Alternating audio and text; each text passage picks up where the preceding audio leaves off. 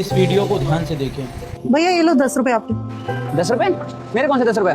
दरअसल वो सुबह जो मैं सामान ले गई थी ना, वो 50 रुपए का था। मैंने गलती से आपको 40 बोल दिए थे, तो ये 10 रुपए मैं आपको लौटाने आई थी। मैं शाम को भी आई थी पर आपकी दुकान बंद थी भैया। हाँ, कल वो मेरी माँ की तबीयत खराब थी इसलिए जल्दी चला गया। 10 रुपए तो थे, आप अगली बार जब सामान लेने आते हैं तब उसमें कटवा देते हैं। अरे नहीं भैया, मेरी माँ ने हमेशा मुझे यही सिखाया है कि कभी किसी की मेहनत के पैसे नहीं रखने चाहिए। भगवान कहीं ना कहीं हमारे बारे में से निकाल लेता है। ये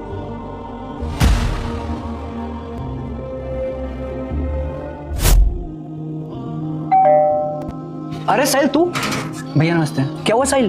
दुकान का सामान टाइम पे नहीं पहुंचा क्या? भैया दुकान का माल तो टाइम पे पहुंच गया था, बल्कि आपने इस बार 300 का सामान ज्यादा दे दिया था, तो मैं वही 300 रुपए देने आया था। अरे भाई 300 रुपए तो थे, हम आगे पीछे इसका हिसाब किताब कर लेते। अरे नहीं साहब, मैं चाहता तो 300 रुपए रख भी लेता, आपको पता भी नहीं चलता, लेकिन ऊपर वाले को तो सब पता होता है ना, और ऊपर वाले की लाठी में आवाज नहीं होती।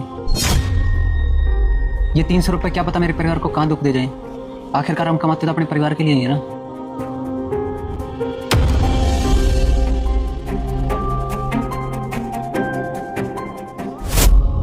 सर।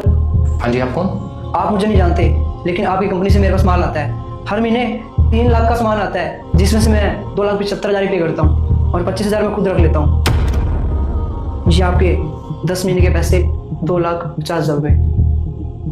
अरे ये बात तो मुझे पता भी नहीं थी, और तुम चाहते तो ये पैसे तुम रख भी सकते थे, तो तुम लौटाने क्यों आए? हाँ सर, वो मेरी किसी ने आंखें खोल दी, क्योंकि कई दिनों से मेरी माँ और बाबूजी की तबीयत बहुत ज़्यादा खराब है, और हो सकता है इन्हीं पैसों से मेरी माँ और बाबूजी की तबीयत खराब हो, क्योंकि ये भी किसी की मेहनत की कमाई है। इन पैसों के बारे में आपको तो नहीं पता, लेकिन ऊपर वाले को तो पता है, उसकी लाठी में आवाज़ नहीं होती। शायद तुम ठीक ही कह रहे हो।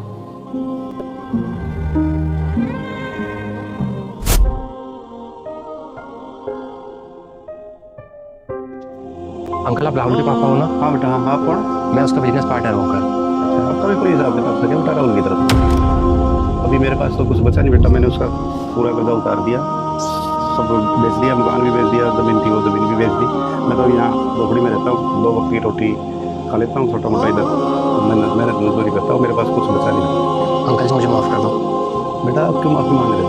आपने ऐसी क्या गलती कर दी? जब हम बिजनेस पार्टनर थे ना अंकल, तो हमने गुड़गांव में कुछ फ्लैट लिए थे, और वो मुझ पर इतना भरोसा कर रहा था, उसने सारे फ्लैट्स मेरे नाम पर दिए। और जब वो गया तो मुझे पता था उसने ये फ्लैट्स के बारे में किसी को बताया नहीं होगा, और ये सच मैंने सबसे छुपाए रखा, और आज मेरी किसी ने आंखें खोल दी अंकल। और जब हम किसी की मेहनत की कमाई का हक रखते हैं ना अंकल जी, तो ऊपर वाला हमसे या हमारे परिवार से किसी न किसी तरीके से वो ले ही लेता है। और मेरी फैमिली में तो कोई रहा नहीं अंकल जो इस प्रॉपर्टी को यूज़ कर सके, तो आपके बेटे का हक मैं आपको लौटाने आया हूँ, ताकि कल को मैं भगवान के घर जाके अपने दोस्त से नज़र तो मिला सकूँ।